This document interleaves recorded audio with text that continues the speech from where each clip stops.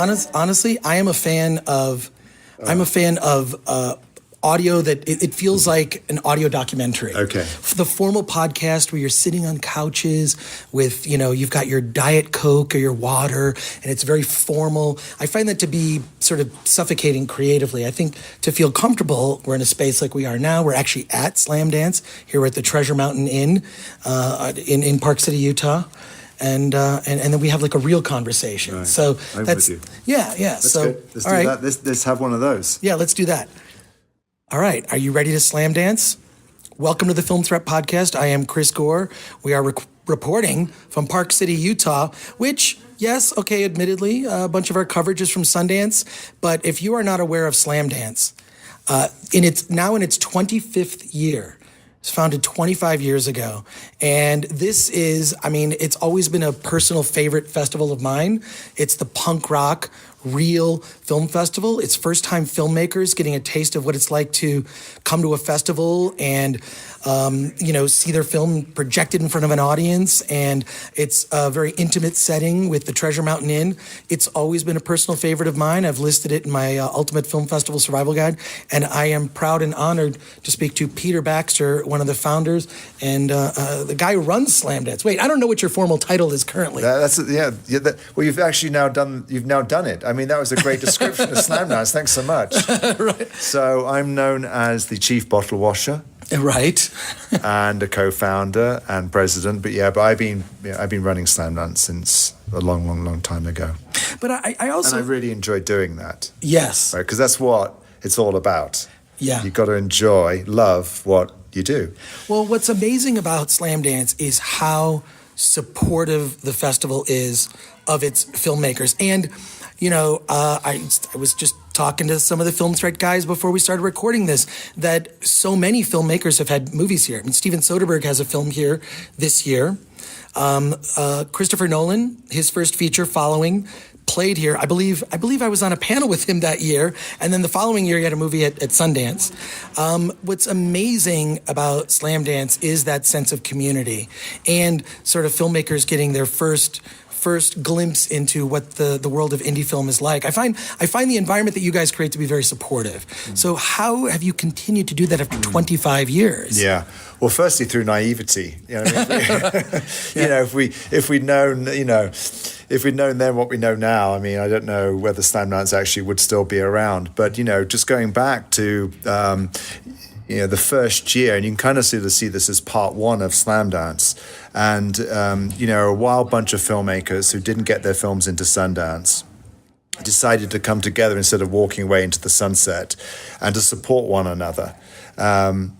Clueless in many respects, but also very passionate about what they wanted to do with their films. And then also the satisfaction of supporting one another who, with the similar goal of wanting to showcase and realizing that if you came together to support one another, you could get more out of something than if you just did it by yourself as an individual. And so, though we were, though it was full of naivety and we were clueless in many respects, we realized that was something valuable. And because we did come together, the first films actually at SlamDance, even some of those did well. They found distribution. We found press. We managed to get our films into theaters out of the first SlamDance. And we didn't know that SlamDance was going to continue. We just did it for us. But there were people that didn't want SlamDance to happen. I remember the chief of police here saying, "Son, your days are numbered." But after we got through the first year, we realized that we should continue SlamDance for filmmakers like us to come. Mm-hmm. And that's what we did. And kind of the second part, if you like, of SlamDance, the coming together, the fact that the festival is programmed by filmmakers for filmmakers.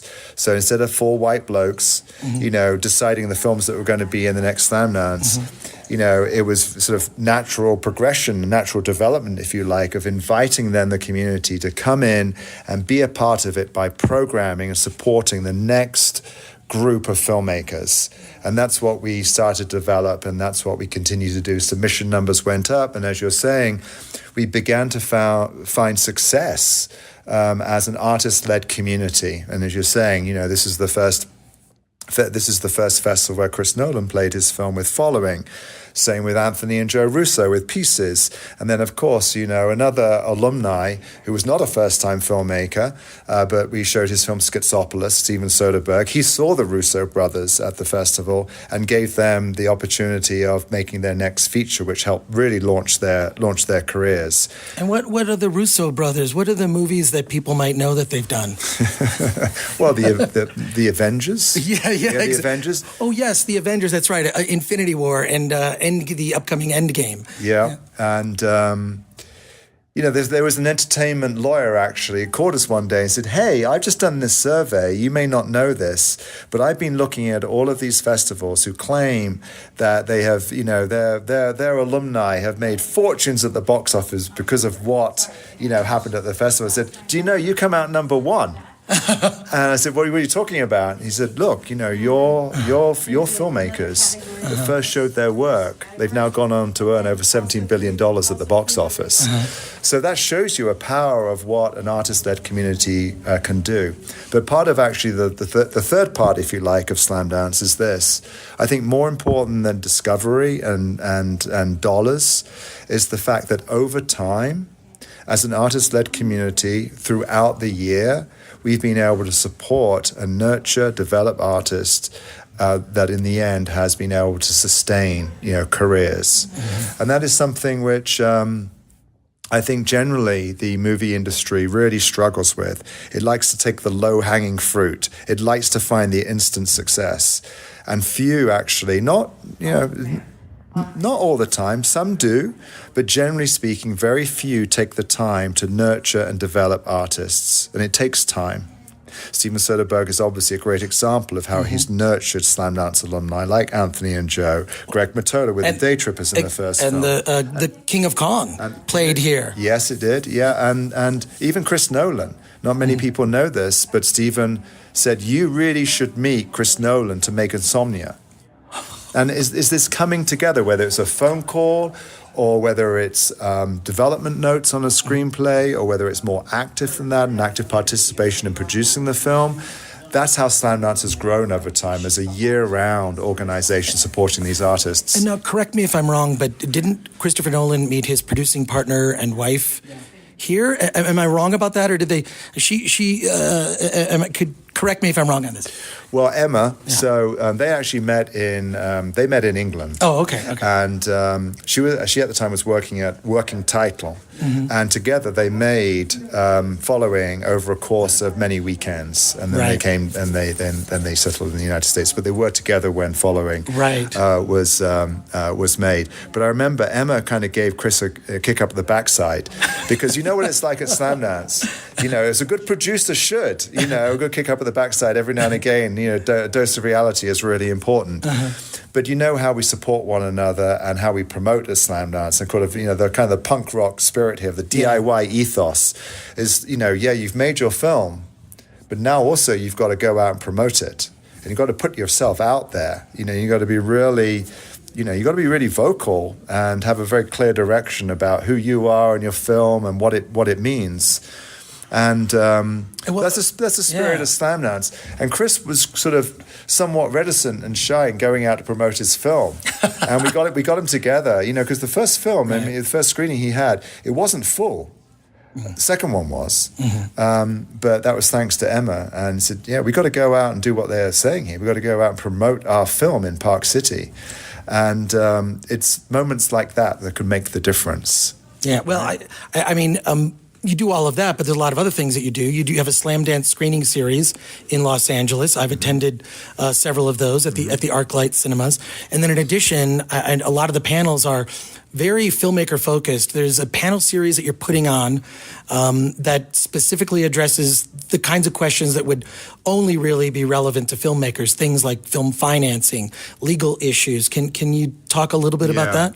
Yeah, so sort of as well as mentorship, we've been working on education, generally education. But it's an education. We don't come from an academic background. A lot of the filmmakers here at SLAMDANCE, we've sort of learnt by doing, learnt the hard way.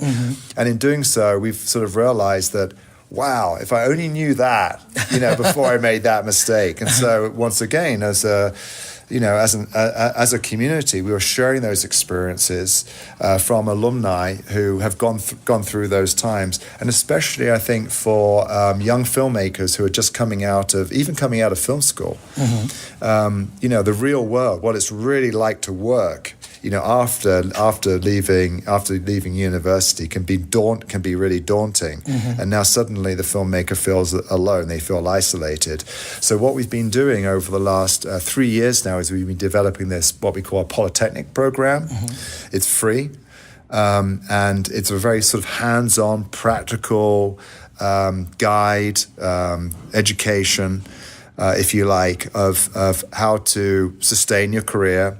And also how then to improve your filmmaking through new technology, through experiences shared by alumni. And this week we have a free education program, series of workshops that we're showing here every day with some great alumni. I mean, two example of that. We've got a really great workshop tomorrow with Terrell McCraney, the writer of High Flying Bird.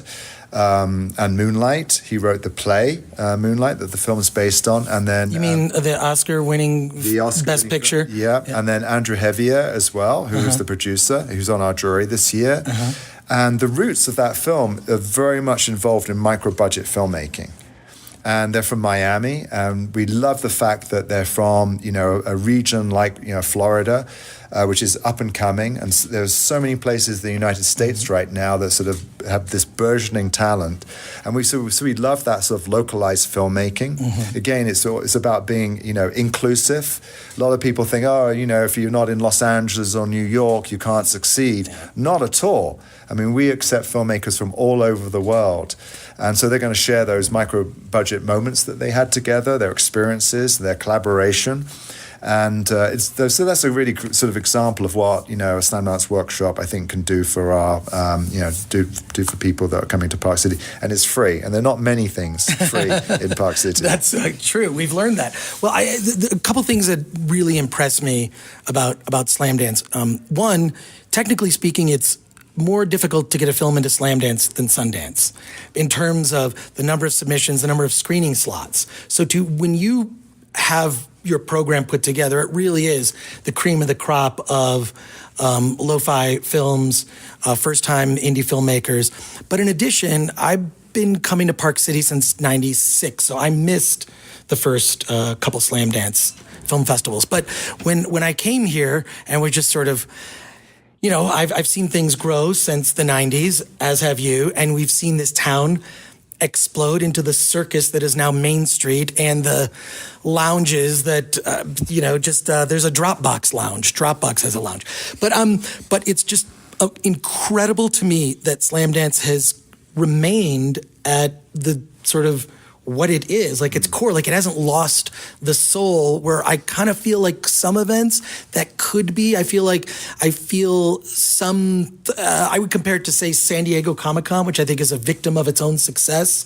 It's turned into this circus, and it used to be about a bunch of artists getting together and talking about all levels of creativity, from comic books to movies and TV and art and whatnot. And SLAMDANCE, here it is, still at the TMI, the Treasure Mountain Inn. It's still in that room. I'm sure there are still occasions where something breaks down technically, but people take it in stride, and it's mentally and physically. There's a charm in that. How has it remained?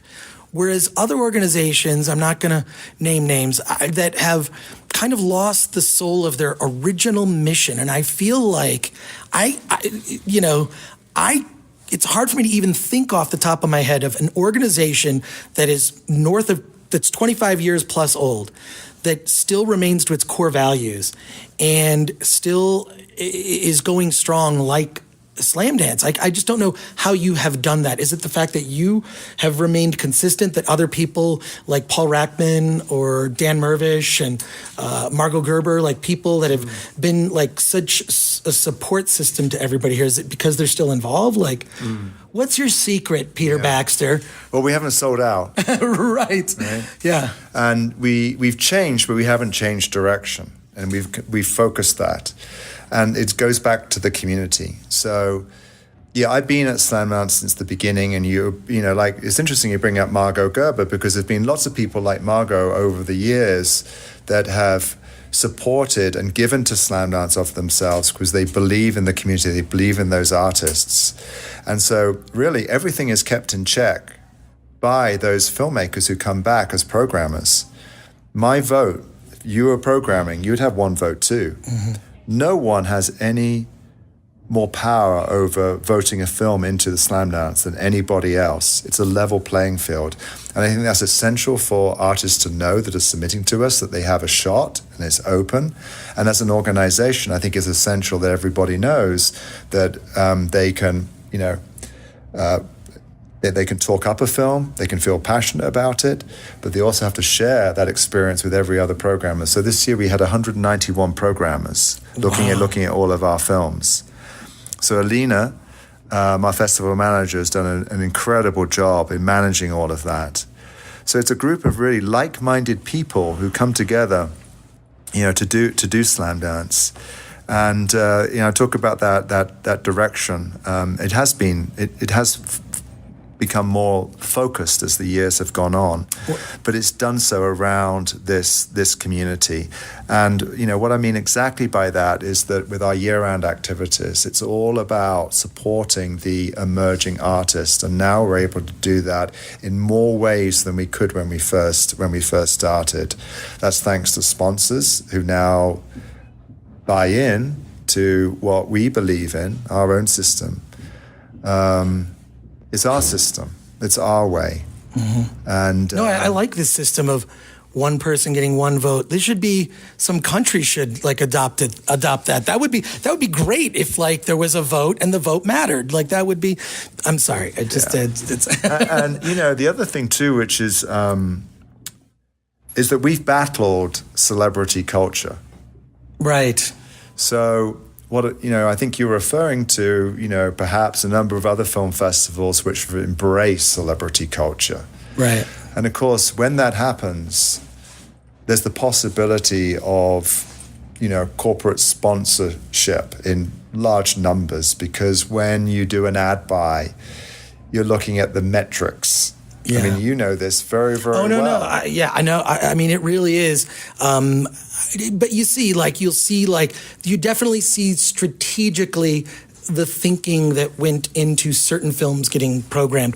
And I understand it, but this is why I'm so surprised that SLAMDANCE is pretty much, I mean, certainly from an organizational standpoint, from, from an awareness, like SLAMDANCE has scaled in many ways, but it's the same. Because it's still screening in the same room. It's still, this, core group of people. And it still leaves filmmakers with this amazing feeling that they are supported by something. It's not just, thank you for showing your movie, Yeah. I mean, I think the real value of independent film is not that beautiful person, the star, right, the celebrity. Yeah. It's really made beautiful by the collaboration of a group that have come together to create something which is unique. That's what it's about. And for us, celebrity then really is about an array of that type of artist. Mm-hmm. That's the celebrity that we really want to support. Well, the work is the celebrity in a sense. Yeah, exactly. But it's not that celebrity which is governed by, the popularity which has already been formed, and can guarantee to a sponsor that they're going to get X amount of media impressions to keep that sponsorship going. That's not what, independent film is about at all. But you could argue over, since we've been around, that's how it's been twisted. It's been twisted into that state, and that to me is it's a toxic state, really, because in the end it doesn't really it doesn't really provide an environment to really promote, to create unique work, and so that's our battle. And it's very healthy to do that, to keep that in mind. So we're looking at all the positives. You're talking about Treasure Mountain Inn. It's this amazing, intimate environment which brings the audience and the artists really up close. Like we are right now, up close and personal. There's no barrier to entry, right? It is free. It's an open space, and it's worked incredibly well for our filmmakers. But you see, once again going back to celebrity, barriers pop up. And there's sort of the green room and the exclusivity and so on and so forth. And that's not us. We answer to no one.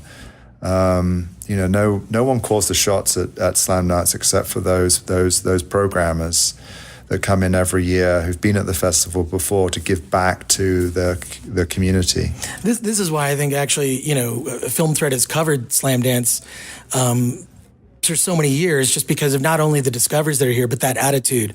I would say that punk rock attitude, that's where I came from, from Detroit. That's where Film Thread's from. And I've always had that, it's this collective of writers who are very passionate about indie film, about film in general, but in particular independent film.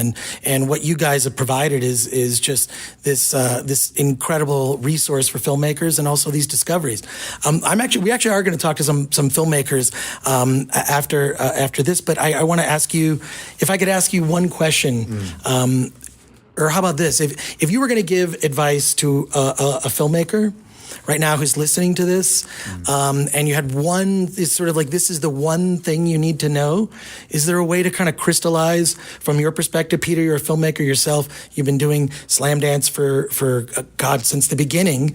I know your role has evolved, and even SLAMDANCE in terms of the various programs it's done. What is the one thing you would tell a filmmaker entering this space, whether it's about making films or promoting them, or what would you tell them? Never compromise.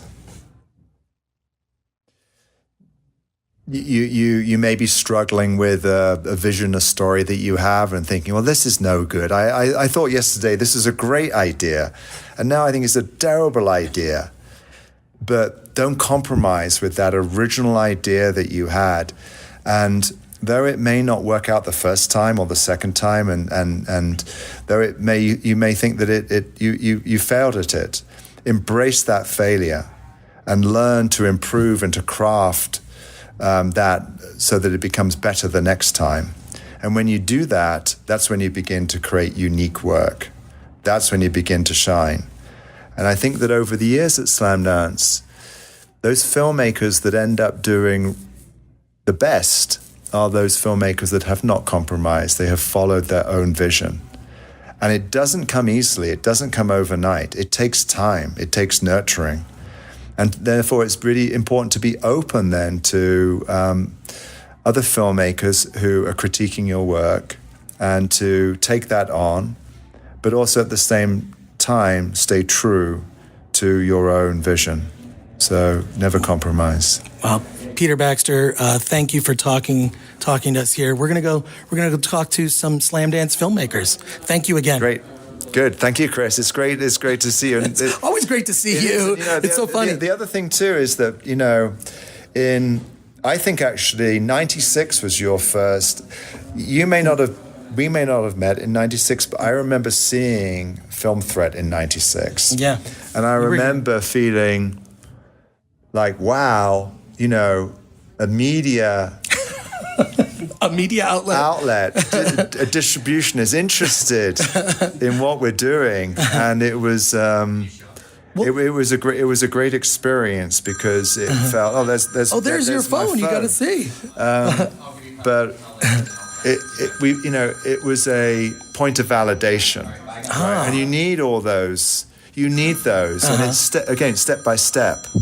And it meant a lot. Well, I have to say, actually, you were amongst the first to review our films. Well, I will say, circling back to that, I will say that my book, The Ultimate Film Festival Survival Guide, was inspired. That the impetus of writing that book was inspired by a SLAMDANCE movie, because I came to SLAMDANCE, and I saw a film directed by Kevin DeNovis, called Surrender Dorothy. Black and white film. He's this filmmaker from Chicago, I think. And he made this, what I thought was a brilliant film, incredibly original, just bizarre and just unique, unlike anything I'd seen. And I went up to Kevin. I was praising him, and I asked him for a press kit. I asked him, he didn't know what a press kit was. He didn't know what he should do. I asked him for some help getting pictures. He didn't really have them. And I thought, how can these filmmakers here not know how to do this stuff? So it was SLAMDANCE, oddly, that inspired that book project. So I have to thank you for that. Great. I didn't know that. That's a good story. True story. Yeah. Cool. Great. Thank you again, Peter. Yeah, you're welcome. Thanks, Cool. Chris. Thank you. Hi, so this is Chris Gore. I am still at the SLAMDANCE Film Festival here at the Treasure Mountain Inn, and I'm being thrown into what happens a lot of times when you're here in Park City, thrown into a situation where I'm going to interview one of the filmmakers here who has a movie at SLAMDANCE. And I've been hearing a lot of buzz about this film, and so I want to know all about it. The film is called Behind the Bullet. And you guys are involved, and we're just meeting for the first time. Yeah. So I have Dave and Heidi are involved in the film. No, Could you? Heidi and Will. Heidi and Will. Oh, I'm sorry. I'm sorry. all right. I'm Heidi and Will. If you could introduce yourselves, tell me your role in the film, and then I have a lot of questions for you. Okay, great. I'm Heidi Yewman. I'm the director and the producer of the film. And it's a film about 4 people who pulled the trigger and how it's impacted their lives when they've shot somebody. Wow. So this is a documentary. Yeah, it's a full feature documentary, and it's the worldwide premiere here at SLAMDANCE. And it's my first time. I'm a first-time filmmaker. Oh. And that's why I'm so excited to have the support of SLAMDANCE. Wow. Yeah. Where did you come in from? Where'd you bring your film from? So I'm based in Portland, Oregon. Gotcha. Cool. And Will, what's your involvement in the film? Well, I'm one of the subjects in the film, one of the 4 people in the film, telling my story, basically. Wow. So, yeah, and I'm from out of Philadelphia, PA. Gotcha. What was the genesis of the project? What do you mean? Like what inspired it? See, now this is great because these are the kind of questions. Prepare for this. This is not going to be your first. This won't be the last Q&A. There's going to be many more to come after this. But what was the genesis? What inspired it? I mean, obviously, there's a larger conversation about gun culture in the United States that's been brewing for quite some time. What was the genesis of this project? So the seed started a little bit over 19 years ago. I graduated from Columbine High School 13 years before that shooting. And Dave Sanders, the teacher that died, had been my basketball coach and my typing teacher and a mentor. And when I went back to his funeral, I decided I wanted to get involved. Something snapped for me. And so I've been working on gun violence prevention. I got really interested in the stories behind the statistics. And so I wrote a book about 19 people who were impacted by gun violence. Either they were shot and survived or they lost a loved one to gun violence. And I told their stories from their perspective. And then I got curious about, so you're clearly a victim when you are shot or you lose a loved one to gun violence. But what about the person on the other side of the gun? I wanted to originally write another book, but I thought that film would be a better medium because it's so complex and there's so much shame and guilt and loss involved with you're on this side of the gun. And no one talks about this side of the gun. I have never heard of a project like this. I used to own a gun myself. I don't currently own a gun. I just didn't feel like I needed it, didn't feel comfortable, used it at a firing range, but never used it in any way. I don't think I shot anything but, the targets that they give you, and I was not very good. So, but Will, tell me about, without giving too much away, tell me about how you got involved in the project, how Heidi and you met. Well, yeah, I was invited to speak at the Washington Monument on gun violence with a group of women who lost their children. So my story is quite different from theirs, but I did a lot of work with them in educating youth. So I told my story there about me being a victimizer who took someone's life at a young age and how I went to school, how I went to prison and transformed my life in prison and started giving back to the community. Heidi was there, and man, her connected at that time, that moment when she heard my speech.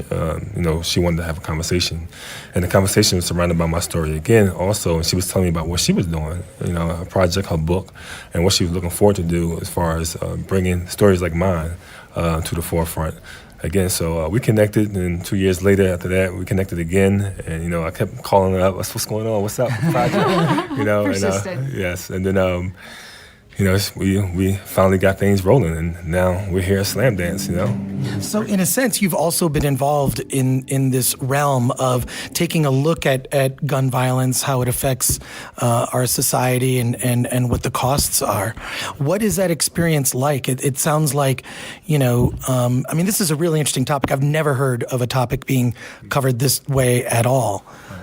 So for me, I grew up in a culture of violence, and in Philadelphia, right now we reached 350-something murders last year, so I'm always on the ground. I'm always trying to figure out solutions to stop gun violence in our community.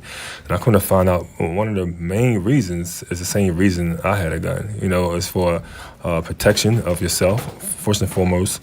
And then when you're involved in a culture of violence, then the first go-to thing you go to solve problems is having a gun, and the thing is that there are a lot of hurt people, and hurt people hurt people. So my thing was to actually try to understand the mentality behind the gun and hopefully change that perception of when you're dealing with altercations or dealing with problems, how to actually resolve a problem. Just by conversation, by having a conversation. And this film, Behind the Bullet, actually puts that side of the story out to the community. Now we can start talking more about it, the effects of gun violence on both sides. Because even when a murder happens, it's two families are affected by that, the victim and the victimizer. So out of 250 murders, then that's 600, almost 700 families affected by it. So if we want to stop gun violence in the country of America, then we really have to have the conversation about it. Well, I wish we could even just speak to each other civilly on Twitter. I think that if we could do that, we could even solve some more problems. But has the film screened in front of an audience? This is the premiere? This is the premiere.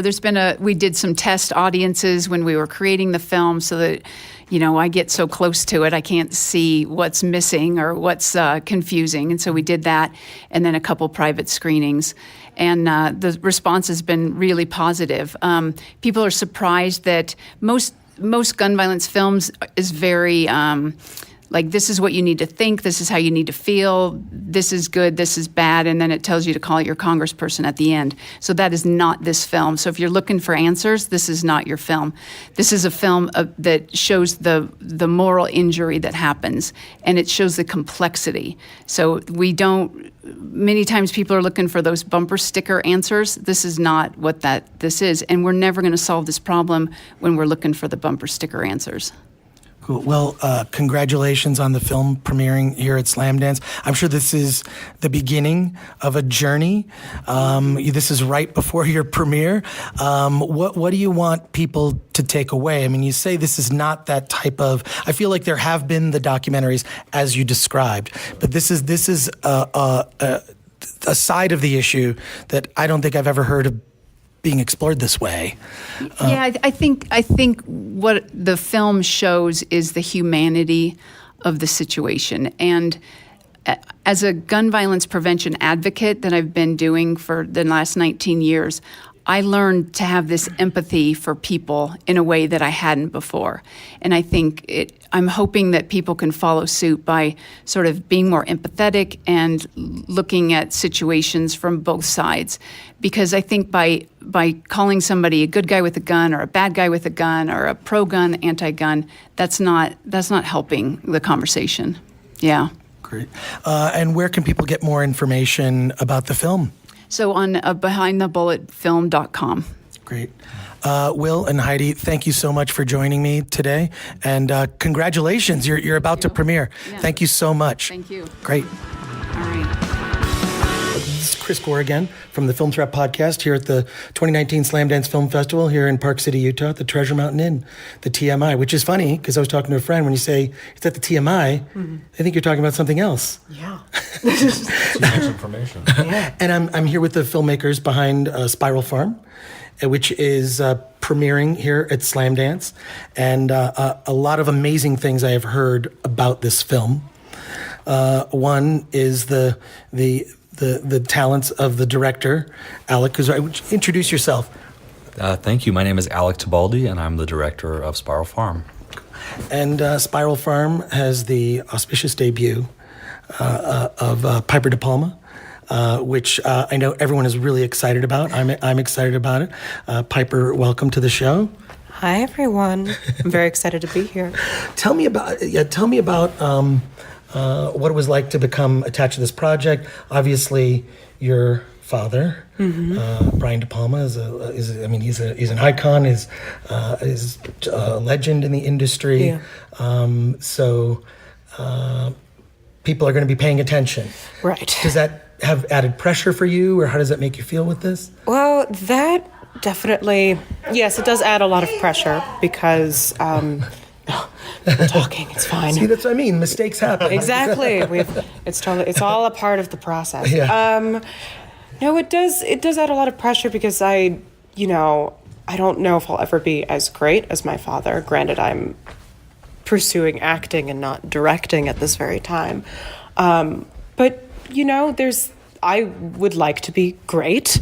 I think everyone wants that in some degree, especially in this industry, is greatness. And he's achieved that. And it's just like, can I do that? Could I be a legend? Probably not. But I mean, it's just like I need to aspire to that in order to like get somewhere. I don't want to, I mean, I have to take baby steps, but I don't want to shoot too low. And he doesn't put that pressure on me, but the idea of him definitely does and is what drives me. And I drive myself, and he doesn't push me in any way. He's really hands off in terms of this stuff. He lets me do what I want to do. And it's crazy. I didn't think I was going to be in this industry, but I did a couple plays in high school, and I loved acting, and it went from there.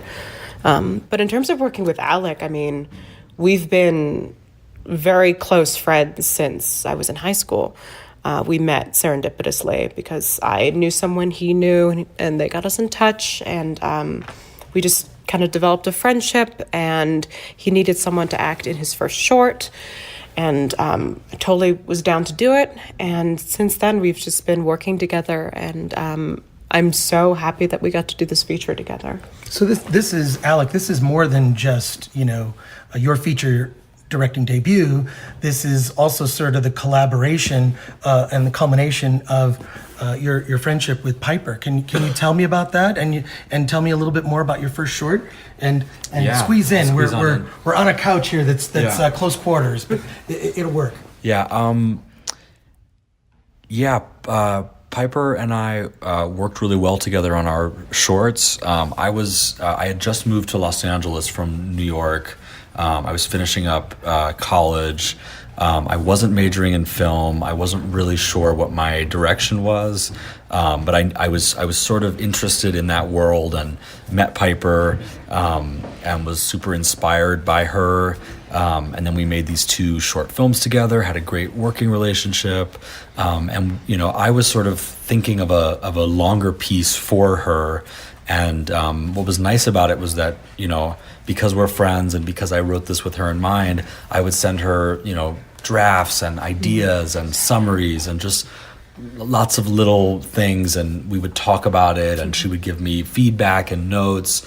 So it was definitely not like, the typical director-actor relationship where you meet at an audition 3 weeks before you film. Right. It was very, it felt like family and like this kind of very intimate way to work with a person. Well, I mean, obviously, film is a director's medium. I'm sure maybe your father told you a little something about that. But also, I really think film is a collaborative medium. I mean, it's a team sport, and clearly having this pre-existing relationship, so to speak, before embarking on this feature, led to the success of being selected to play Slam Dance. And I will say that is not, that's a feat that you should be very, very proud of, because technically speaking, it's more difficult to get into Slam Dance than Sundance because they select fewer films. But they get almost the same number of people sending in their films to be entered. So you already.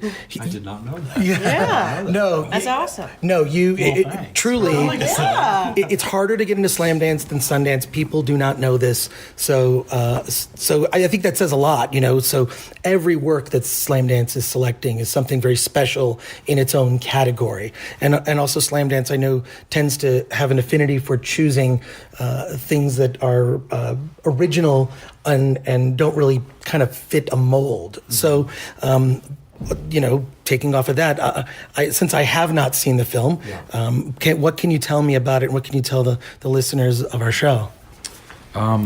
It's a coming-of-age story, and it explores the quieter moments of a young person's journey and her gradual awakening. And it deals with a young person growing up on an intentional community, and she finds herself kind of at odds with the environment that she's grown up in. It's a very, in a way, it's a very idyllic way to grow up. You're very detached from the outside world, but it also has left her feeling a bit disconnected, and she's just trying to figure out how to have an identity that's singular amidst a group that is very not really about individualism, but more about doing everything as a cohesive unit, and we're a group, and and how does a young person find their own voice amidst an environment that can kind of be stifling for someone trying to find themselves. It's interesting. I mean, coming of age is obviously a genre that's very popular, especially in the realm of indie film. So coming at it from that perspective, I've never really heard of one described that way. Now, correct me if I'm wrong. Has it screened yet? It screened last night. It screened last night. Okay. Can you tell us what the reaction was? I mean, from both of you. Like, what was the reaction from the audience? What did they think? I think they liked it a lot. I think they liked us. Yeah, no, I think they liked us. I didn't see too many people on their phones, thank God. At that very last, or one of the last scenes of the imagination sequence, where she imagines Anahita imagines herself leaving the commune, and then when we realized that's not the case. Spoiler alert. Sorry, everyone. I saw people tearing up and sniffling and stuff, which was great. Well, isn't it somewhat terrifying to have your work shown like in front of an audience for the first time? This is the first audience that of people not involved with the project. Yeah. If you wouldn't mind both addressing that. Yeah, I was really, really anxious all day before. I was trying not to be a monster to the people around me. Sorry, guys. But yeah, I was really, really a mix of excitement, but also, I've worked on this with a great team of people for years, and it's always been kind of this private thing. It was a small crew, a small core group of actors. A great post-production team, but again, it's small and it's intimate, and then it's now about to become something that hopefully will, be a little bit bigger, and people who aren't involved with the project get to see it. So, it was really nerve-wracking and then really satisfying when the audience enjoyed the film. I think for the most part, yeah. Piper, what was that experience like for yourself?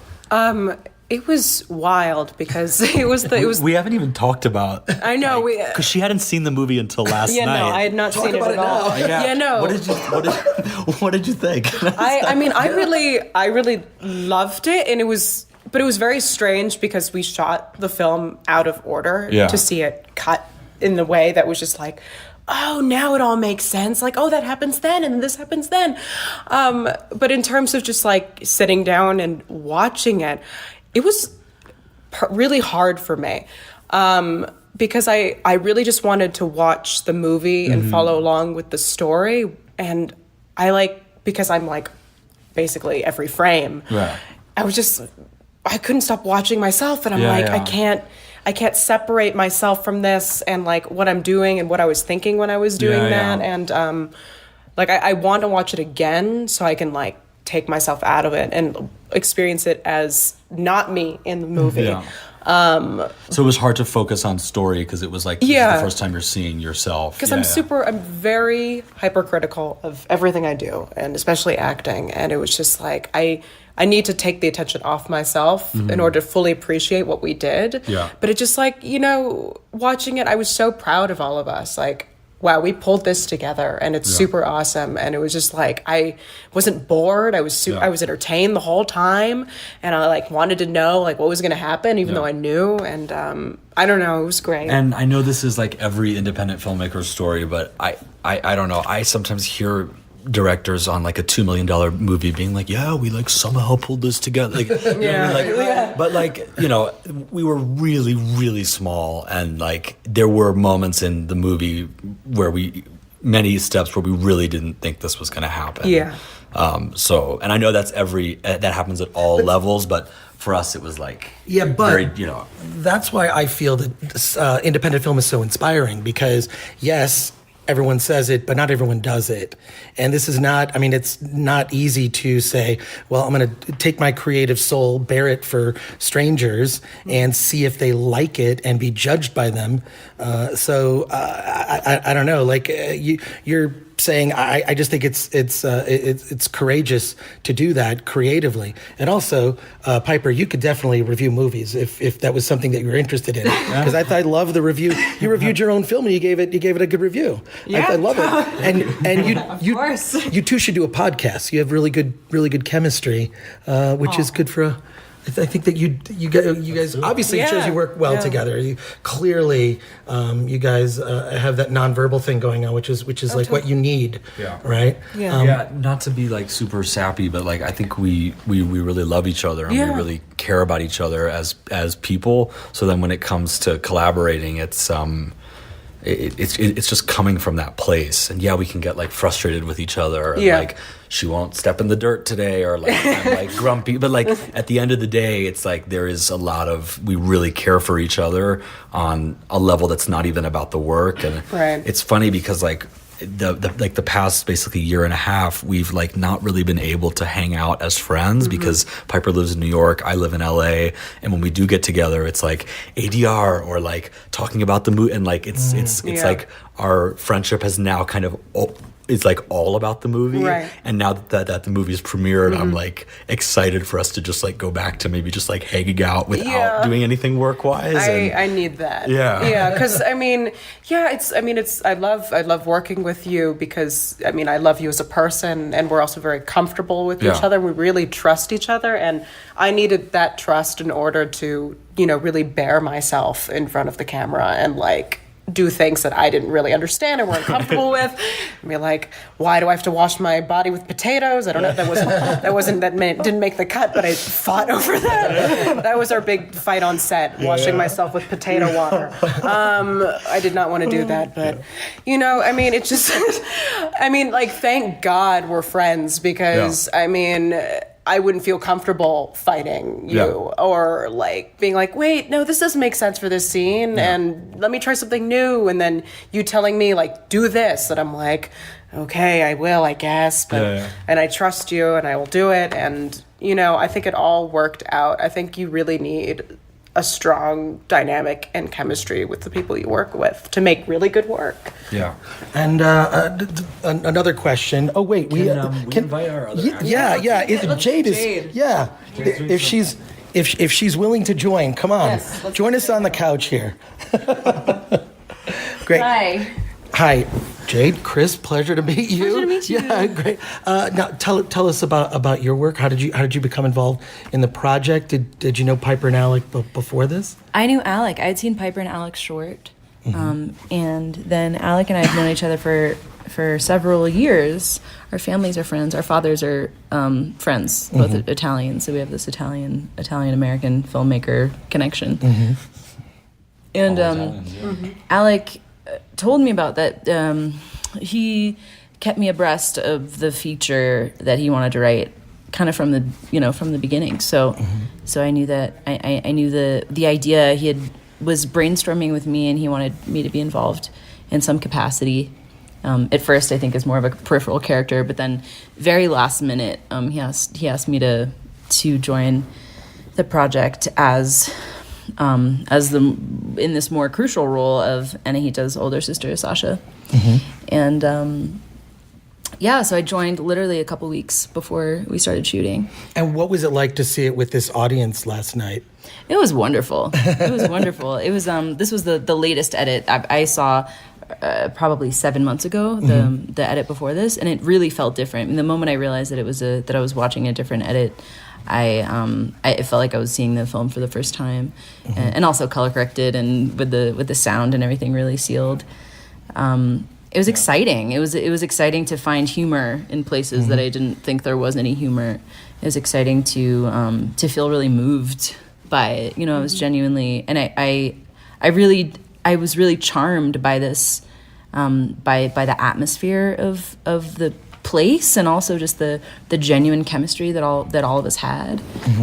I was like, wow, it really gelled. Like I really just saw everything gel for the first time, and I was able to really enjoy the unfolding of the story and the unraveling of these characters' personalities. And I was also able to see my character's light, and I was like, wow, she really is kind of shady, she'll stop at nothing to get what she wants, and I think I saw that I saw it in that way for the first time, really realizing that I was that I was sort of without mercy in my Well, it sounds like everybody got along and everything was great on this side. Yeah. But what would you that was awesome. say was the biggest challenge for each of you? Personally, I don't know if my father was also in the film, Cosimo Fusco. So the ex-boyfriend of Diana, who came to visit, she was, Dianic. So that was my real dad. So that was interesting. It wasn't challenging, but it was definitely, he's, a professional actor and has been an actor for years. So just being with him in this professional setting, but it was also his first time on a super micro budget indie film movie. So it was interesting watching him kind of navigate this new space. So that was kind of a remarkable aspect of the film for me. Piper and Alec, same question. How would you respond, like the biggest challenge? For me, it was the dancing. I'm terrified of dancing. It really frightens me. Not, freestyle doing whatever I want and like in my bedroom, whatever. But choreographed dancing is really terrifying to me. And we really rehearsed that audition scene. Like, I knew the choreography way in advance before jumping in and doing it. And I remember when we were like practicing it, you guys were like, stop, like she has to stop doing it because she looks like she knows it too well. And so that was nice to hear, but I still like doubted myself the whole time. Even when I watch myself dance in the movie, I'm like, I just flail around like I don't even know what. But where it was fun was when Alec and Scott and I were together in the woods, and we were just blasting music from a Prius, and I just did whatever I wanted, and I went crazy. That was so much fun to do, and that was so free and so liberating, and I didn't feel any fear. I just was like excited to move my body, but otherwise it was kind of a nightmare. But we got through it. We did get through it. I think that the biggest challenge for me was working with scenes with a lot of actors. But there's a few sequences in the movie where there's 10 to 15 performers there. And I really try and want to be available to everybody. And I want to have oftentimes probably way too long conversations. I think sometimes an actor will be in the moment between takes, and I'll like run in and be like, let's talk for 5 minutes about how this feels, and I'll like go, and then like, so I really like to talk it out.